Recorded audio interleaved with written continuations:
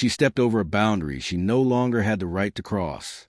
It came as a soft ping on a still morning, a message that didn't belong to her anymore.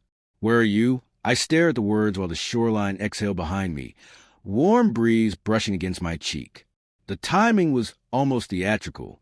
Exactly 7 days since Lila disappeared with Marcus, leaving our home thick with the scent of her perfume tangled with a man's cologne that wasn't mine.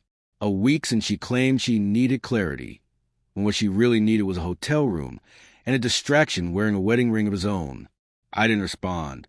Not then. Silence, when intentional, can hit harder than rage. I lifted my phone instead and took a photo. Sun falling over my shoulder, waves stretching behind me, and I wasn't alone. Ava, Marcus's wife, stood at my side, dark glasses, tired smile, same hollowed-out weariness that I carried like a weight. Two people joined not by choice, but by the shared bruise of betrayal. Before I hit send, my mind drifted to the night everything ruptured.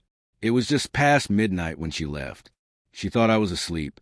I heard the suitcase wheels slide across the floor, the soft click of the cabinet, the shaky, excited breath she tried to steady. Not guilty, excited. Then a text alert echoed from downstairs, from his phone.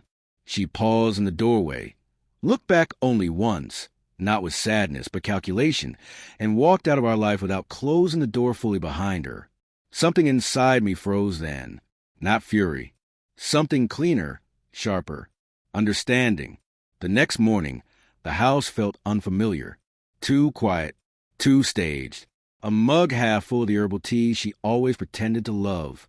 Chairs out of place. A faint trail of her fragrance leading toward the exit. The silence mocked me. It felt intentional. I sat at the kitchen table as morning light crawled across the wood grain.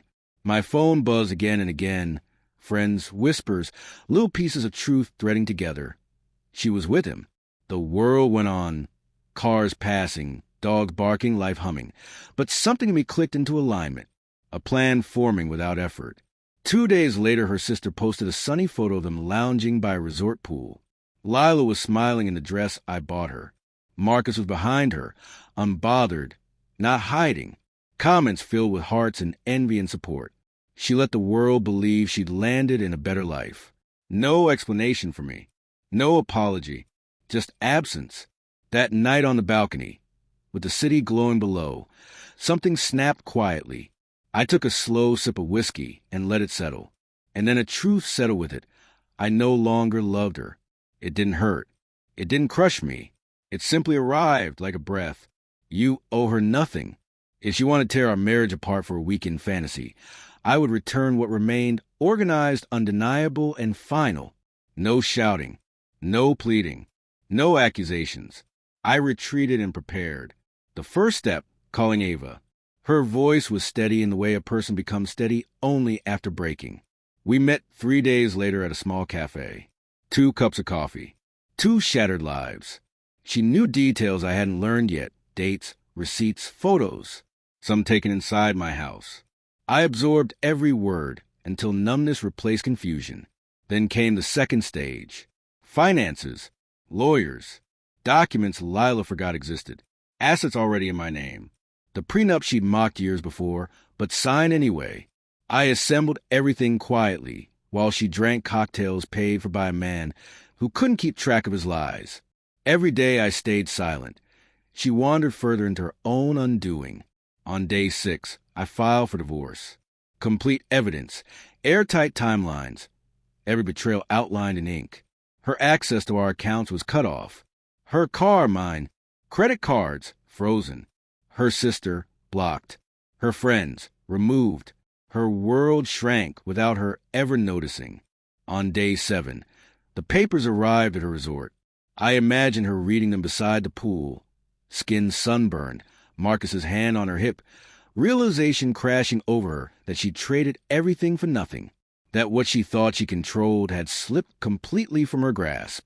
That was the moment she finally texted. Not remorse. Not heartbreak. Just, where are you? As if she still had any claim to the answer. I let her sit in her panic. I let the silence stretch. Then Ava and I walked down to the beach together. The sunset painting the horizon like a closing curtain. I took the photo, steady, relaxed, done, and sent it. Ava leaned into the frame slightly, her sunglasses reflecting the dying light like judgment.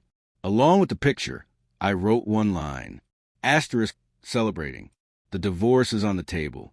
It's already signed. Asterisk. I could almost see her expression folding inward, her vacation dissolving into panic she'd never anticipated. Calls followed. I ignored them. Her voice messages came frantic, trembling, pleading. But her access to me had expired. No renewals. The sun sank into the water, and for the first time in months, I felt calm, clean, free.